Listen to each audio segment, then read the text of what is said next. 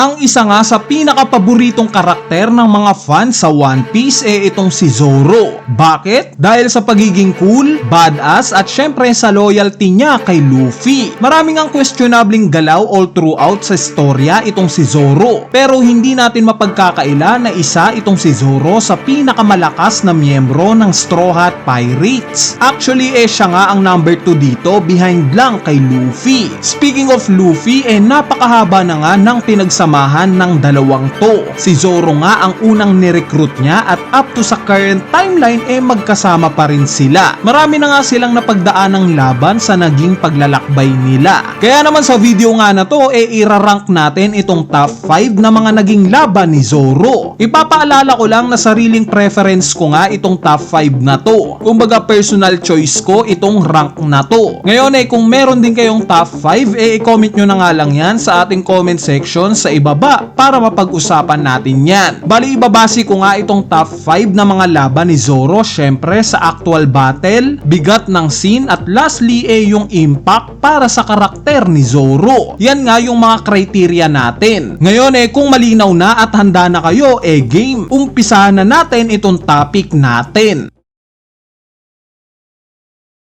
Ang ikalima nga sa listahan natin itong labang Zoro versus Kuina. Kung talo nga lang ni Zoro ang pag-uusapan itong si Kuina na ata ang may pinakamaraming naitala niyan para kay Zoro. Ang record nga ng dalawang to sa mga hindi nakakaalam 2,000 to 0. Yes guys, 2,000 ang panalo ni Kuina against kay Zoro. At sa huling laban nga nila dito na ni-request ni Zoro na gumamit sila ng tunay na katana. Pero kahit totoong espada na nga itong gamit nila still na natalo pa rin itong si Zoro. Nilagay ko nga sa ikalima sa listahan natin itong laban na to dahil sa impact. Impact para sa karakter ni Zoro. Dahil bago pa man mamulat si Zoro na ang pangarap niya maging greatest swordsman in the world, una nga muna niyang pinangarap na talunin maski isa si Kuina. Pero alam naman nating hindi na ito nangyari dahil later on namatay na itong si Kuina. Although saglit nga lang itong naging laban nila Zoro at Kuina sa tingin ko nga na deserve neto sa listahan natin. Dahil sa laban na to hinubog si Zoro sa kung ano siya ngayon. In fact itong paggamit nga niya ng tatlong espada sa laban rin niya kay Kuina nakuha. Dahil nga sa lagi siyang natatalo ni Kuina ng paulit-ulit itong batang Zoro nga naisip na kung mas marami ang gagamitin niyang espada mas lalakas siya. Kaya naman eventually naging dalawang espada ang gamit niya hanggang sa umabot sa 3.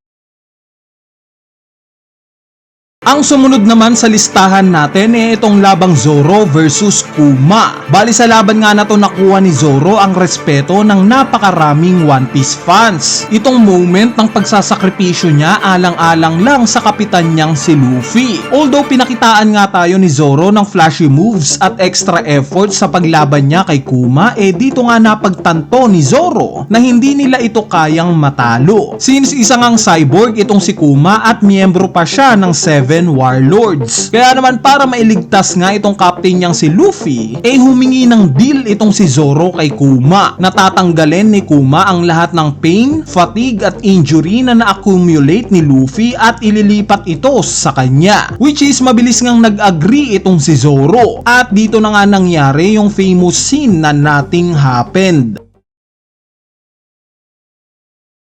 Ang ikatlo naman sa listahan natin itong Zoro versus Ryuma. Ito nga yung masasabi kong laban ng past versus future. Past greatest swordsman laban sa future greatest swordsman. Masasabi ko ngang isa itong laban na to sa mga underrated battles ni Zoro. Yung choreography nga sa laban na to unmatched considering na in 2008 pa ito inere sa anime. Nilagay ko nga sa ikatlo sa listahan natin itong laban na to dahil sa impact na rin ng laban na to para sa karakter ni Zoro. Una dito nga niya na-acquire itong espada ni Ryuma na Shisui, which is ito nga yung nag-open ng gate para sa iba pang lore patungkol kay Zoro. Gaya ng deeper understanding natin patungkol sa mga Black Blades, since Black Blade nga itong Shisui. Itong ties ni Zoro sa Wano at heritage niya dahil nalaman nga natin later on na literally sa Wano pala talaga nagmula itong mga ninuno ni Zoro, similar kay Ryuma. At yes, nalaman nga natin during SBS Volume 105 na directly related in blood pala itong si Zoro sa Shimotsuki family. Kumbaga itong Zoro versus Ryuma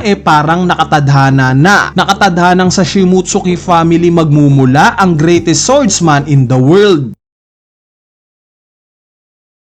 Ang ikalawa naman sa listahan natin itong Zoro versus King. Nakakatuwa nga dahil sa pag-upgrade ng animation ng One Piece saktong nasaksihan natin ang laban na to. At ang naging resulta, isang sobrang hype na animation, graphics at effects nga ang nasaksihan natin sa laban na to. Kumbaga busog na busog yung mga mata natin. Balik kaya ko nga nilagay sa ikalawa sa listahan natin itong laban na to bukod nga sa mala movie na animation, dito nga rin na-awake ni Zoro itong Conqueror sa akin niya. At even kaya na rin niya itong partially na makot sa espada niya. Dito nga rin pinamala sa atin ni Zoro yung immense battle IQ niya. Dahil mabilis nga niyang na-figure out kung ano yung nangyayari once napatayin o buhayin ni King yung apoy sa likuran neto. Overall nga masasabi kong solid na laban itong Zoro versus King. Ito nga yung masasuggest kong ipapanood sa mga hindi naman fan ng One Piece at gusto ko silang hikayating manood neto. Ganitong level nga itong laban na to para sa akin.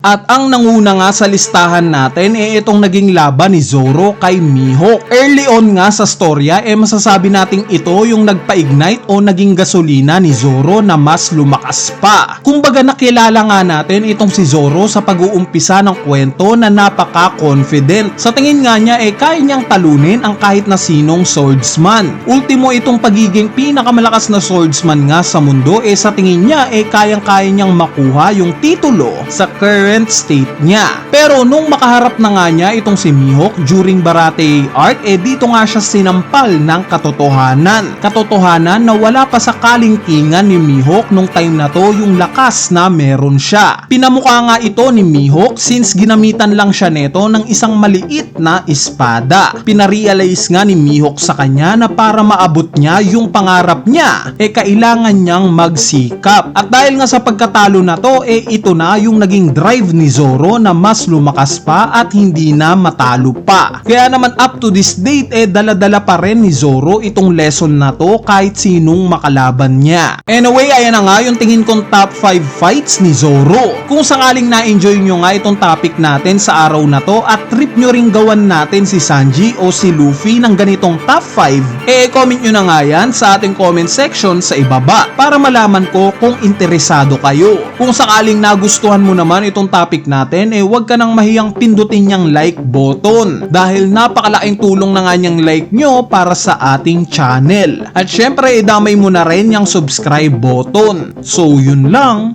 peace!